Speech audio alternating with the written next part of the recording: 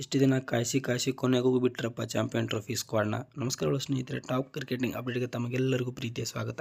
ಇನ್ನೂ ಯಾರೆಲ್ಲ ನಮ್ಮ ಚಾನಲ್ ಸಬ್ಸ್ಕ್ರೈಬ್ ಮಾಡ್ಕೊಂಡಿಲ್ಲ ಬೇಗ ಸಬ್ಸ್ಕ್ರೈಬ್ ಮಾಡ್ಕೊಳ್ಳಿ, ಹಾಗೆ ಗಂಟೆನೇ ಹೊಡ್ರಿ ಅಂತ ಹೇಳ್ತಾ ಈಗ ಸ್ಕ್ವಾಡ್ನ ನೋಡೋಕೆ ಹೋಗೋಮ. ಸ್ನೇಹಿತರೆ, ನಮಗೆ ಗೊತ್ತಿರ್ಬೋದು ಚಾಂಪಿಯನ್ ಟ್ರೋಫಿ ಸ್ಕ್ವಾಡ್ನ ಯಾಕೆ ಡಿಲೇ ಮಾಡಿರಿ ಅಂತ ಹೇಳ್ಕೊಂಡು.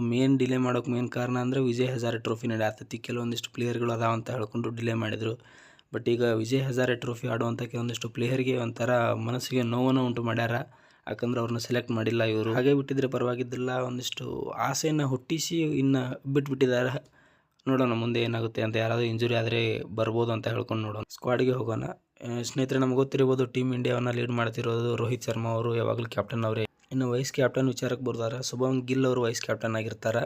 ನಂತರ ಯಶಸ್ವಿ ಜೈಸ್ವಾಲ್ ಅವರು ಸೆಲೆಕ್ಟ್ ಆಗಿದ್ದಾರೆ. ಅದಲ್ಲದೆ ವಿರಾಟ್ ಕೊಹ್ಲಿ ಅವರು, ಇನ್ನು ಎಕ್ಸ್ಪೆಕ್ಟೇಷನ್ ಇತ್ತು. ಶ್ರೇಯಸ್ ಅಯ್ಯರ್ದು ಇತ್ತು. ಇನ್ನು ವಿಕೆಟ್ ಕೀಪರ್ ಅವರು KL ರಾಹುಲ್ ಅವರು ಎಕ್ಸ್ಪೆಕ್ಟೇಷನ್ನು. ಅದಲ್ಲದೆ ಪಂತ್ ಗೊತ್ತಿರ್ಬೋದು ಯಾವ ರೀತಿ ಆಡ್ತಾರೆ ಅಂತ ಹೇಳ್ಕೊಂಡು ಪಂತ್ ಅವರು. ಇನ್ನು ಆಲ್ರೌಂಡ್ ಕೆಟಗರಿಗೆ ಬರೋದು ಹಾರ್ದಿಕ್ ಪಾಂಡ್ಯ ಅವರು, ರವಿಚಂದ್ರ ಜಡೇಜಾ ಅವರು, ಇನ್ನು ಕುಲ್ದೀಪ್ ಯಾದವ್ ಅವರು ಇವರು ಸೆಲೆಕ್ಟ್ ಆಗಿದ್ದಾರೆ. ಮತ್ತು ಅಕ್ಷರ್ ಪಟೇಲ್ ಅವರು ಆಲ್ರೌಂಡರ್ ಬರ್ತಾರೆ. ಇನ್ನು ಫೇಸ್ ವಿಚಾರಕ್ಕೆ ಬರೋದಾದ್ರೆ ಹರ್ಷದೀಪ್ ಸಿಂಗ್ ಅವರು, ಮೊಹಮ್ಮದ್ ಶಮಿ ಅವರು, ಜಸ್ಪ್ರೀತ್ ಬುಮ್ರಾ ಅವರು ಇಂಜುರಿ ಆದಾರ. 3-4 ಪ್ಲೇಯರ್ ಮ್ಯಾಚ್ಗಳನ್ನು ಮಿಸ್ ಮಾಡ್ಕೋತಾರೆ. ಇನ್ನು ನೆಕ್ಸ್ಟ್ ಪಂದ್ಯಗಳಲ್ಲಿ ಇವರು ಬರ್ತಾರಂತ ಹೇಳ್ಬೋದು. ಇನ್ನು ಸ್ಪಿನ್ ವಿಚಾರಕ್ಕೆ ಬರೋದಾದ್ರೆ ವಾಷಿಂಗ್ಟನ್ ಸುಂದರ್ ಅವರು ಇರ್ತಾರೆ, ಕುಲ್ದೀಪ್ ಯಾದವ್ ಅವರು ಇರ್ತಾರೆ. ನೆಕ್ಸ್ಟ್ ಮತ್ತು ಜಡೇಜಾ ಅವರು ಆಲ್ರೌಂಡರ್ ಅವರು ಅದಾರ. ಇದೀಗ ಟೀಮ್ ನೋಡ್ತಾರೆ ಟೋಟಲಾಗಿ ಒಂಥರ ಬ್ಯಾಲೆನ್ಸ್ಡ್ ಆಗಿ ಕಾಣಕತ್ತೈತಿ. ಬಟ್ ಬುಮ್ರಾ ಒಬ್ಬರನ್ನ ಮಿಸ್ ಮಾಡ್ಕೊಳ್ಳೋದು ಕೆಲವೊಂದಿಷ್ಟು ಮ್ಯಾಚ್ಗಳನ್ನು. ಅದಲ್ಲದೆ ಇನ್ನು ಉಳ್ಕೋದೆಲ್ಲ ನೋಡಿದ್ರೆ ಬ್ಯಾಲೆನ್ಸ್ಡ್ ಆಗೈತಿ. ಆ ರೀತಿ ಏನಿಲ್ಲ.